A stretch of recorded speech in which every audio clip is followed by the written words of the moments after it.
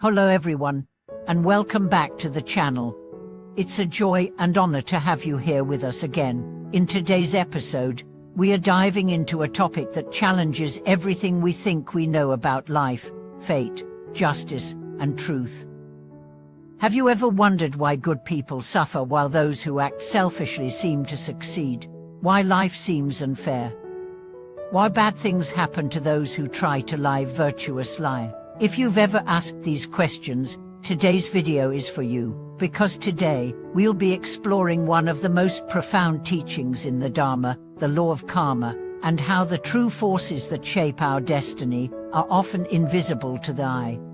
Let's begin with the most common misconception, that karma is a system of rewards and punishments led out by some divine judge, that if you do good, good will happen to you, and if you do bad, you'll be punished.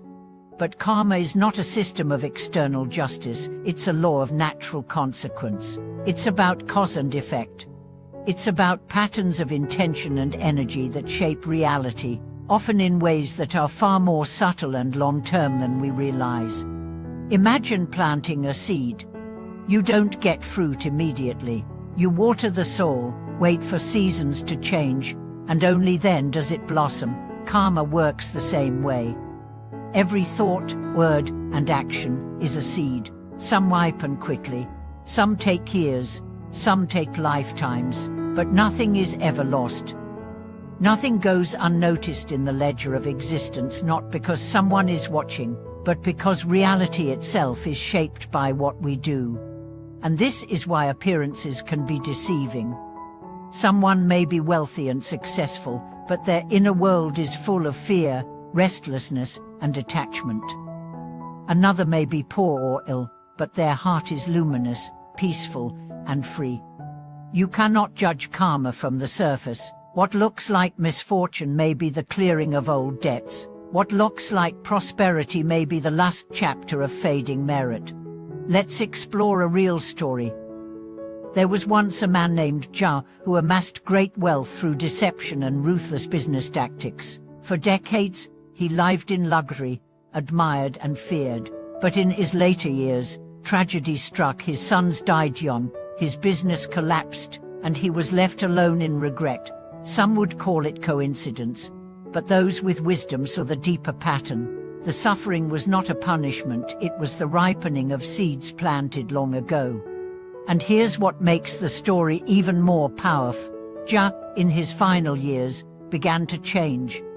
He donated his remaining wealth. He lived simply. He taught young people about ethics, and though he died in pain, his grandson went on to become a great teacher, loved and respected. His change of heart created a shift not just for himself, but for future generations. That's karma. Not a sentence, but a story.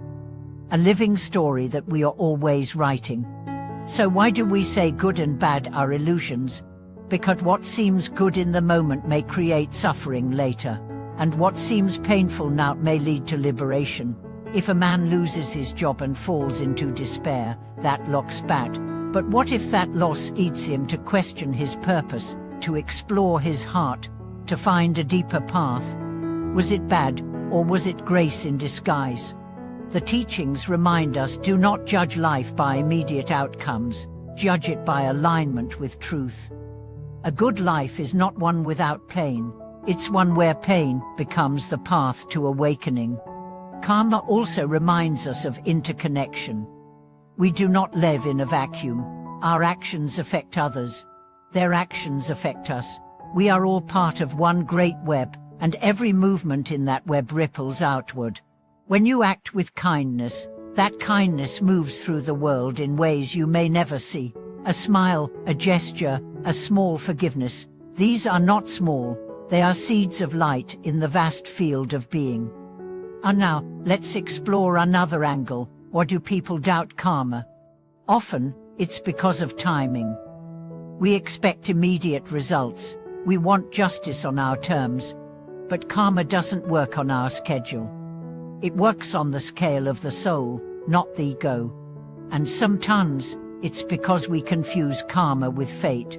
Fate is the belief that everything is fixed, predetermined, unchangeable. Karma is the opposite. It says you are always planting seeds. Every choice matters. Every moment is alive with potential. This is incredibly empowering. It means that no matter what your past holds, your future is open.